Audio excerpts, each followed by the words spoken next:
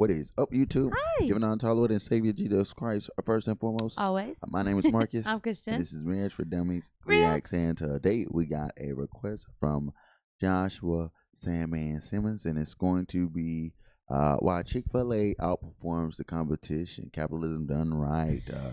With Fat Electrician, go ahead and like, subscribe, and we love you. Let's check it.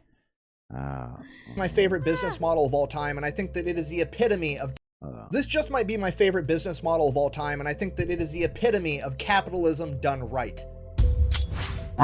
Today we're talking about Chick-fil-A. It is the most successful restaurant chain in America, and it has done that despite being canceled like every 5 minutes for the past decade. So at a bare minimum, regardless about how you feel about Chick-fil-A, you should at least take the time to understand their business model, because it's really good. And when I say it's good, that's an understatement, because they're not just the most successful restaurant chain in America, they are the most successful by like 10 miles. They absolutely body the competition. It's not even close. Okay, let me break this down for you. The most profitable restaurant chains of 2023 are as follows. Starbucks with $35 billion, McDonald's with $25 billion, and then coming in third is Chick-fil-A with $21 billion. So how is it that the third most profitable restaurant is somehow the most successful? Well, per capita matters, right? Because Starbucks is coming in first with $35 billion, but they've got 38,000 locations. McDonald's coming in second with $25 billion, but they've got 40,000 locations. Chick-fil-A is coming in third place with $21 billion,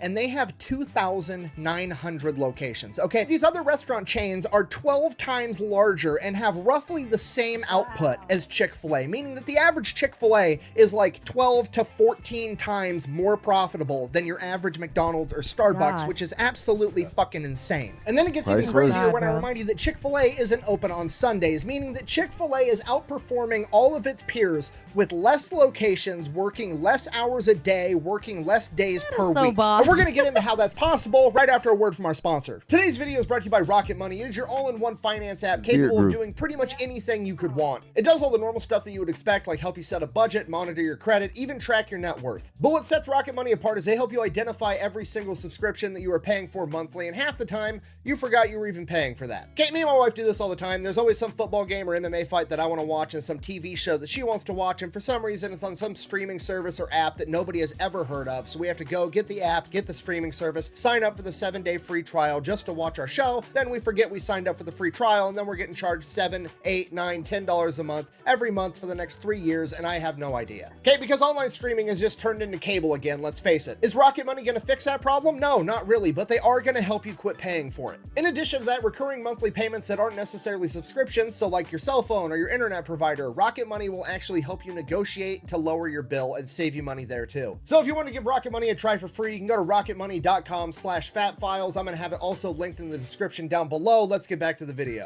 Anyways, let's take it from the top. All right, our story begins March 21st, 1921, when this old guy was born. Well, he was a baby at the time. He was just born. It was his first birthday. Well, his 0 birthday, which doesn't make sense because technically that literally is his first birthday, but we don't call it your first birthday until you've already been alive for a whole year, which anyway, birthdays are dumb. Moving on. Sorry, anyways, that's Truett Cathy. He is a founder of Chick-fil-A, and when he was 20 years old, Pearl Harbor was attacked, at which point I assume he thought to himself, you know what this world needs? Less fascism and more dope-ass chicken sandwiches. So he joined the army. So he goes, he fights in World War II. Fast forward, 1945, Allies win. He comes back home, crosses defeat fascism off the to-do list. Only thing left, make a dope-ass chicken sandwich. First things first, gotta have a restaurant, right? So he opens up his own restaurant. It is called Dwarf House, and it is open 24 hours a day, 6 days a week, every day except for Sunday. He's a real religious guy. He just believed in taking Sundays off. So that's what he's up to for like the next 21 years, from 1946 till 1967. He's running this singular restaurant that is his, getting a bunch of experience, learning, you know, doing the whole shtick. His current restaurant has this enormous menu. Then one day in 1967, he's working with this food distributor that offers him a deal on chicken breasts because they are selling chicken breasts to the airline, and the airline can only take these little tiny chicken breasts that fit inside the little itty bitty airline food trays. So all the chicken breasts that he's going to be getting are just the big juicy ones, and he's like, yeah, I can figure something out. From there, he goes into his lab trying to figure out the best way to cook chicken breasts, and he decides he's he's gonna pressure cook it inside fancy peanut oil with his secret blend of herbs and spices, and that recipe is still locked up in Chick-fil-A headquarters to this day. So he's done it. He's made the best fried chicken the world has ever seen. So he's like, okay, only problem, it's pretty greasy. Like it's really greasy. It's too greasy to eat with your hands. So he's like, okay, well, I'm just gonna stick it inside of a hamburger bun with butter and 2 pickles and make it a sandwich. And thus the chicken sandwich was born, or at least that's what Chick-fil-A says. They say that they're the ones that invented the chicken sandwich, and this was it. So he's like, you know what? I'm done with this enormous menu selling all these different items. I'm just gonna sell this chicken sandwich. I'm gonna rename my restaurant from the Dwarf House to Chick-fil-A, and this is all I'm gonna sell. And the rest is history, okay? Fast forward like 60 years, guess what they're still doing today? They are selling that exact chicken sandwich, which leads me into the first principle of why they're so successful. They follow the simple rule of if it's not broke, don't fix it. Okay, the chicken sandwich is perfect. Leave it alone. Nobody touch it. Just keep selling the exact same thing that got you here. I know that sounds simple and dumb, but most companies can't help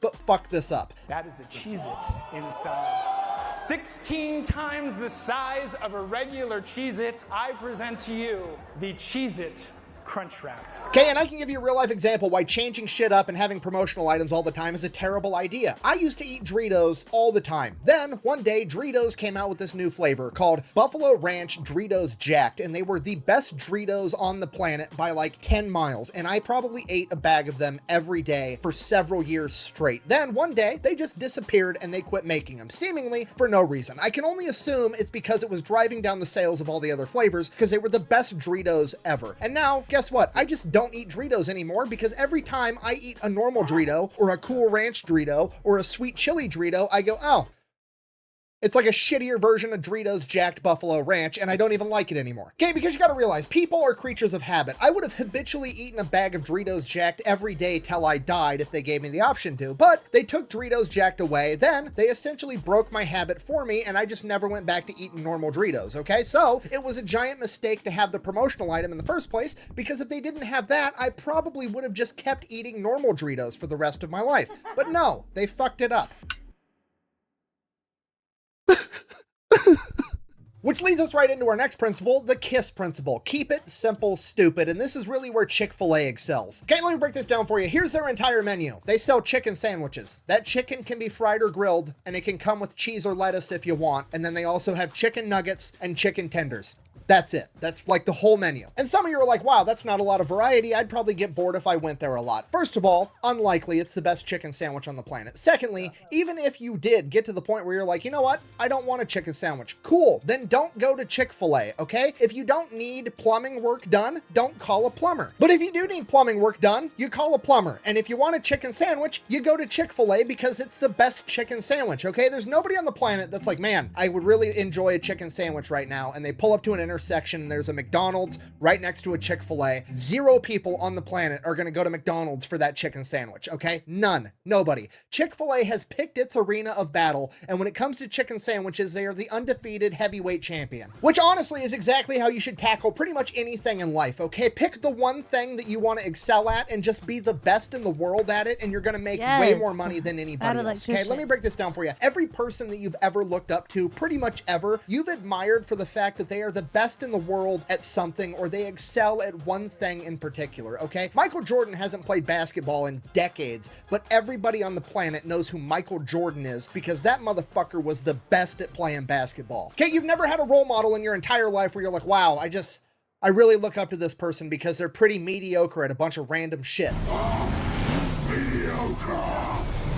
Okay, so picking the one thing that you want to be the best at and pursuing just that is a good strategy for pretty much anything, but when it comes to restaurants, it is uniquely awesome, and here's why. Picking one type of food to be the best in the world at makes the menu smaller, and making the menu smaller not only makes your employees better and the food better, it makes the customers better. Because the menu is small, customers are going to have less things to choose, they're also going to have less things to remember, so after you've been to a Chick-fil-A like twice, you know the entire menu, and even if it is your first time there, there's less things to choose, so you're going to pick one quickly, and and then you're gonna move it along. That means the lines are moving faster. You don't have people standing there looking up at a menu with 10,000 different items, drooling on themselves, desperately trying to figure out what they want. No, it's like Aldi. You have one option, pick it and move it along, okay? So now, not only are you getting a delicious chicken sandwich, you're getting it even faster, improving customer satisfaction. And there's still more to it, because now on the other side of the cash register back in the kitchen, there's less items on the menu. That means that there's less variables, and less variables almost always leads to less fuck-ups. So not only are you getting a delicious chicken sandwich, you're getting it fast, and you're getting it how you wanted it to be in the first place, okay?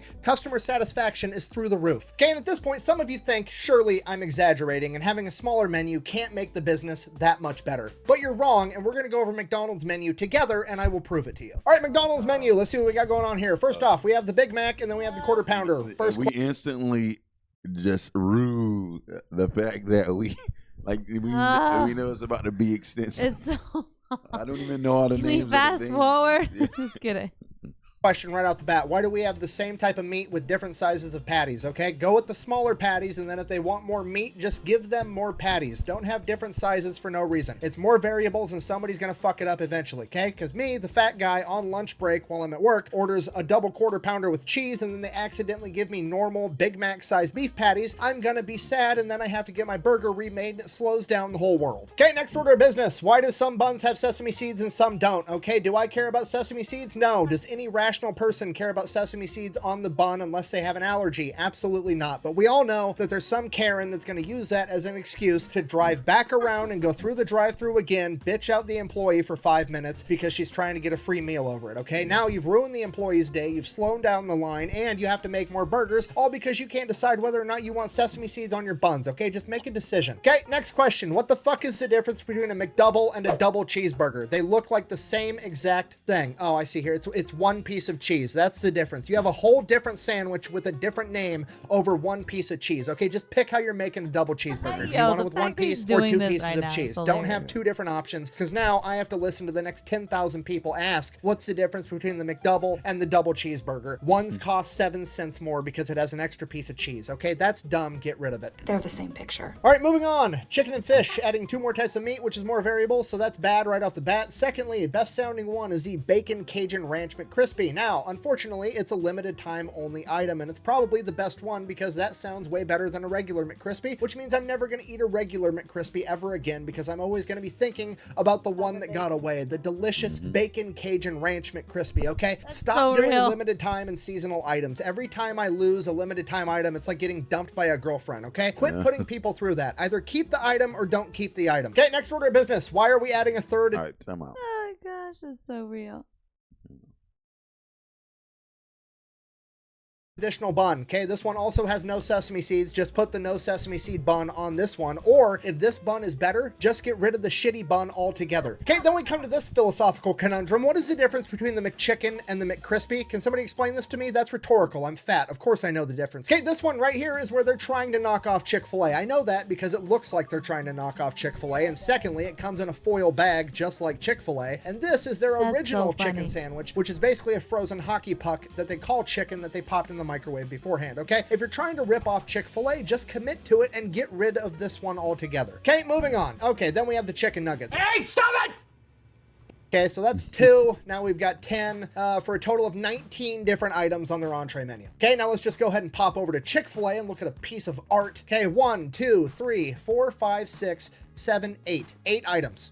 That's it. I never okay? noticed that. Now, Like I'm going how to ding them here small their because that menu is is. a different bun, clearly. However, I can see from here that that bun looks like it tastes like shit. So clearly it is a healthier bun somehow that's going with the healthier cut of chicken. So at least that makes sense, okay? Okay, moral of the story, less items with less ingredients equals less fuck-ups, which makes everything move faster. And this is where I really think they get capitalism right, and that principle is slow is smooth and smooth is fast. You see, there's only 2,900 Chick-fil-A's, and they're not in a hurry to put up a bunch more. They would rather have one really good Chick-fil-A as opposed to 10 pretty mediocre ones. And that's why one Chick-fil-A makes 12 times as much money as a McDonald's. And having this mentality allows them to focus on the original goal, which is just having good food. When you compare Chick-fil-A to McDonald's as far as opening up a new location goes, it's insane how different their mentalities are. Because McDonald's is meticulous, they go full psychological warfare mode on where they're gonna put all of their locations. I'm making these numbers up, but this is roughly what their process is. If you come to McDonald's with millions of dollars, say, hey, I wanna open up a McDonald's, they're like, cool, give us the general area. Then they send people out to sit in potential locations, and those people just sit there and count how many cars drive by. Click,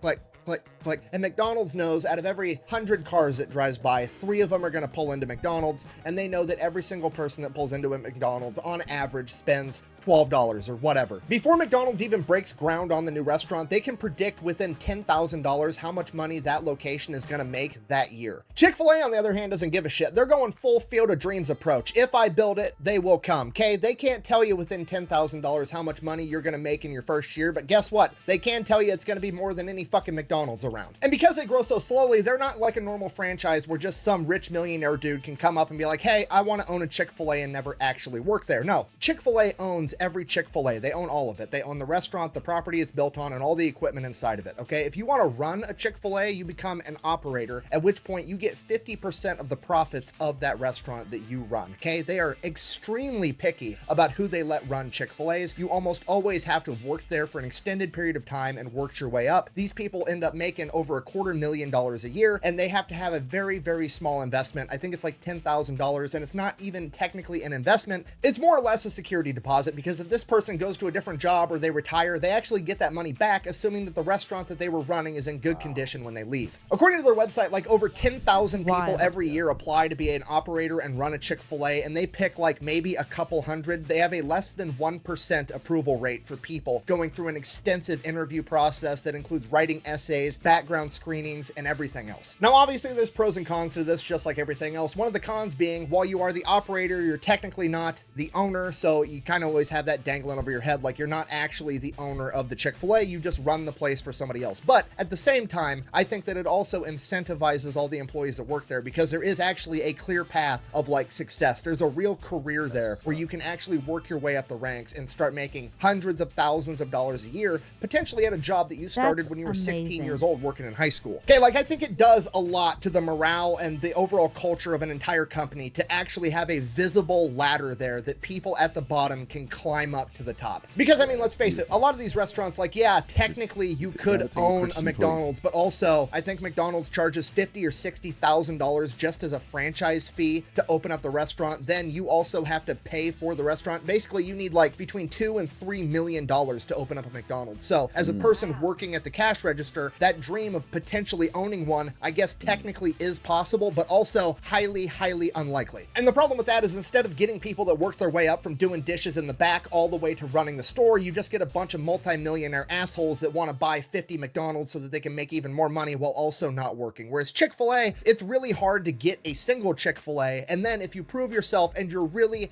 really good, sometimes they'll let you get a second or a third one. Less than 15% of all Chick-fil-A operators, which is their equivalent of like a franchise owner, actually run more than one Chick-fil-A, and they're all highly successful. So at most, you're only allowed to run Chick-fil-A. While with other chain restaurants, you can just buy like 60 of them, make a bunch of money, and never have to set foot in the place, and then your culture sucks, nobody cares, it's just a giant money-making machine to you. Whereas with Chick-fil-A's strategy, even the people at the bottom of the totem pole can be like, oh shit, that's the guy running the show right now. He's here, he cares, he's helping me. He's been through what I've been through because he worked his way up. And I think that does a ton for the culture of a restaurant or any business, really. And I think it's pretty obviously visible from the outside if you've ever been to a Chick-fil-A. I think it's the best service out of any fast food restaurant I've ever been to. Wow. People are usually happy, and the statistics support that. They have half the turnover rate as a typical fast food restaurant, and they pay a little bit more on average. In the same vein as slow is smooth and smooth is fast, this company also operates on little to no debt, okay? They're closed on Sundays, they donate to a lot of charity, and they don't really like debt. Dave Ramsey is absolutely in love with this company. And what I mean by this is, unlike other companies that go and get big loans to expand, they don't. They save up money, and once they have enough money to open a new restaurant, they open the restaurant. And I think that this makes the entire workplace environment better for absolutely everybody, because now the dude at the very top, the upper management levels, aren't freaking out about the bottom line. They don't have interest payments. They don't have payments they have to keep making all the time. It makes a low stress environment for them, which means they're not putting a bunch of stress and pressure on all the people below them. And that trickles all the way down throughout the entire company and just makes everything 100 times better. So in conclusion, whether you like Chick-fil-A or not, you should absolutely pay attention to what they're doing because it is undeniable that they are an unstoppable force in the restaurant industry. They are the only restaurant to face nationwide boycotts multiple times in the past decade, and yet somehow they are still 12 times more profitable per restaurant than any of the other major restaurant chains. And they are somehow doing that with less menu items that have less variety between them while working less hours per day and working less days per week. And it all comes down to basic common sense principles, right? Pick the thing you want to be good at and just be good at that. If it's not broke, don't fix it. Keep it simple, stupid. Don't overcomplicate it along the way, and slow is smooth, smooth is fast. Just don't be in a hurry. If you can apply those 4 things to literally any situation in life, you're more than likely going to be successful at it. Thank you for watching.